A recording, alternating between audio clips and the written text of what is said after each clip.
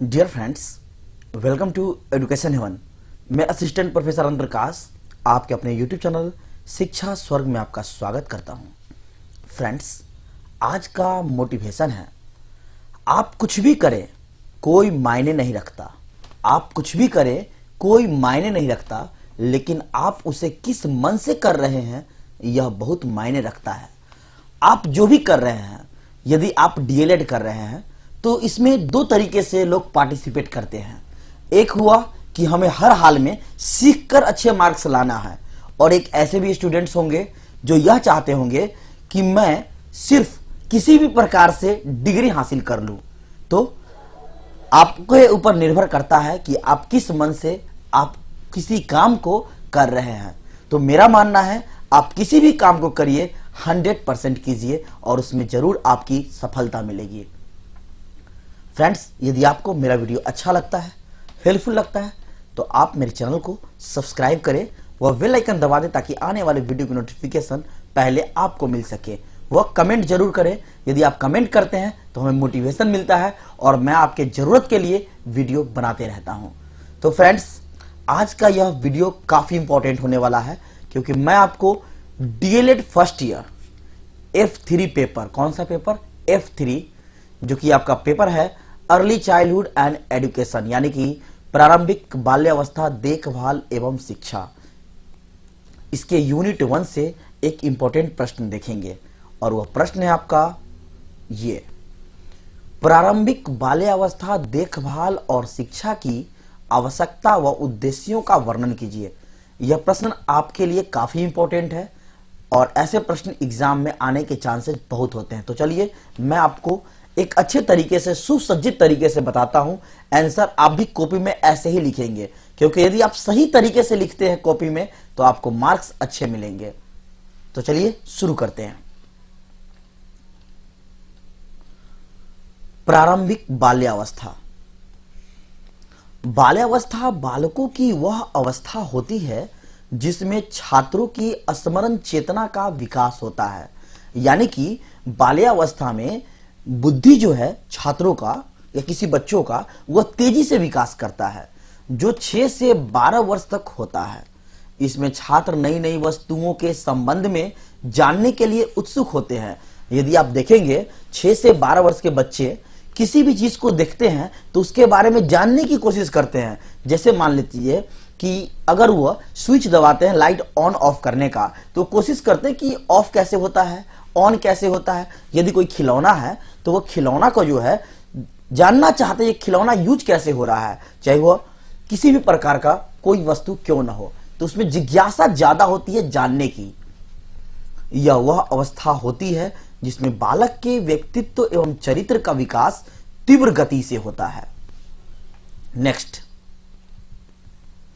आप कभी भी नेक्स्ट पॉइंट शुरू करें जो इंपॉर्टेंट हो, वहां एरो जरूर देंगे। बचपन के पहले 6 वर्ष सबसे अधिक महत्वपूर्ण होते हैं, क्योंकि इसी समय में मानसिक विकास सबसे तीव्र गति से होता है।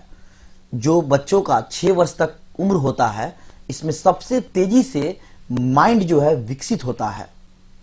इस समय के विकास में ना सिर्फ स्वास्थ्य, पोषण और देखभाल की गुणवत्ता जरूरी है, बल्कि साथ में दिए जाने वाले वातावरण का भी महत्व होता है। फ्रेंड्स, आप जानते हैं कि बच्चे का विकास सही वातावरण में ही संभव है।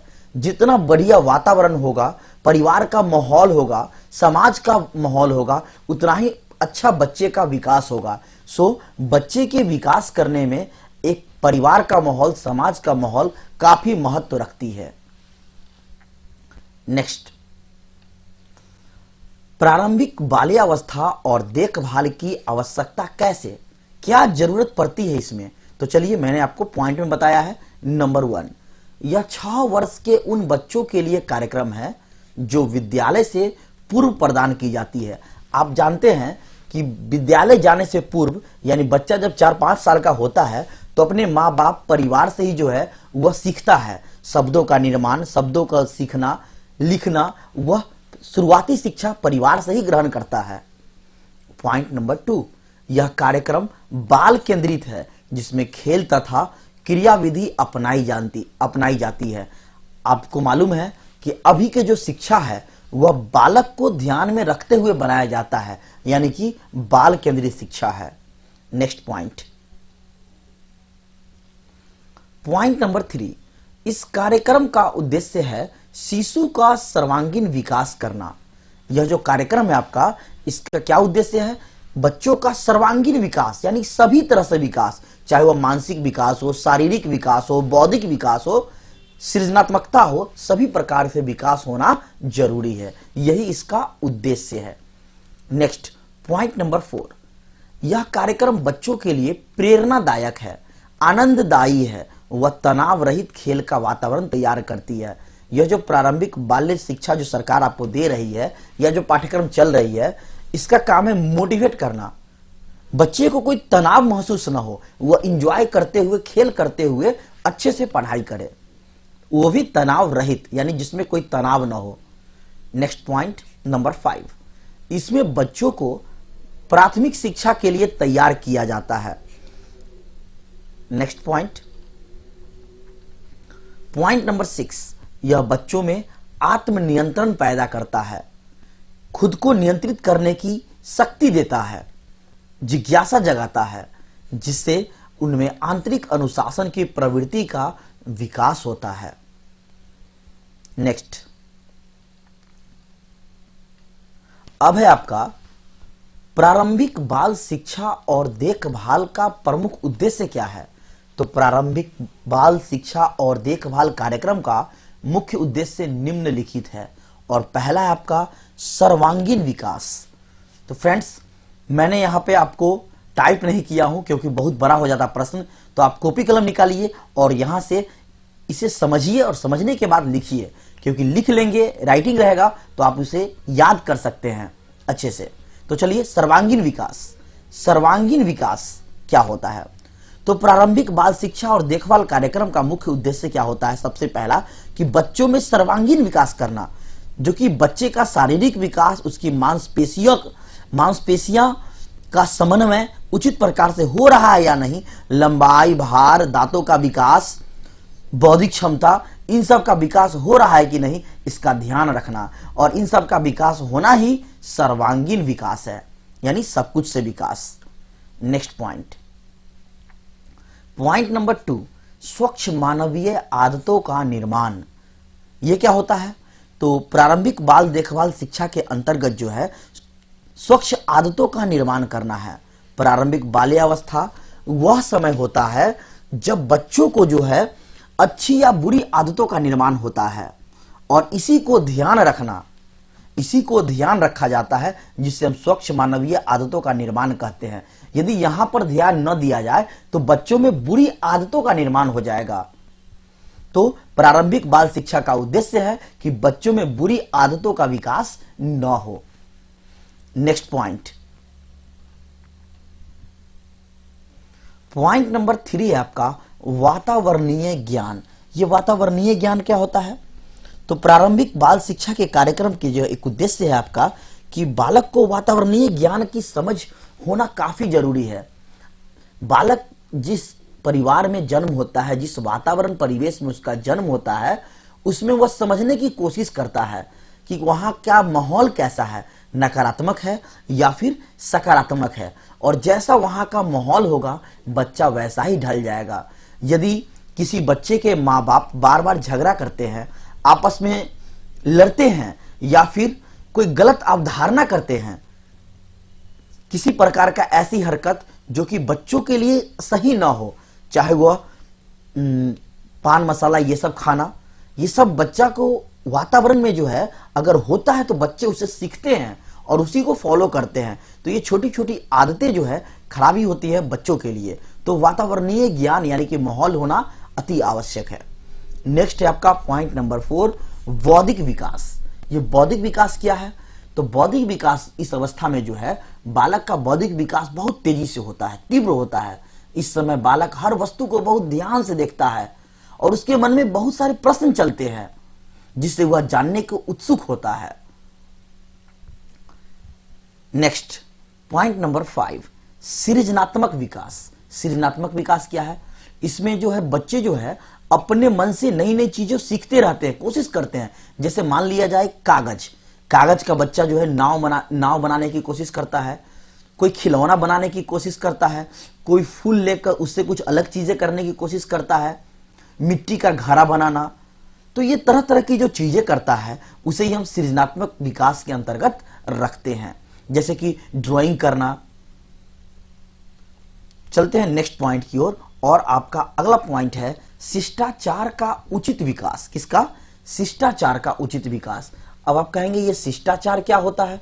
तो शिष्टाचार का विकास होना काफी इंपॉर्टेंट है, जैसे कि व्यवहार, किसी से बोलचाल करना, नैतिकता। अगर एक बच्चों में ना हो तो उसमें डिसिप्लिन कहां से आएगा, उसका अच्छे से विकास कैसे होगा?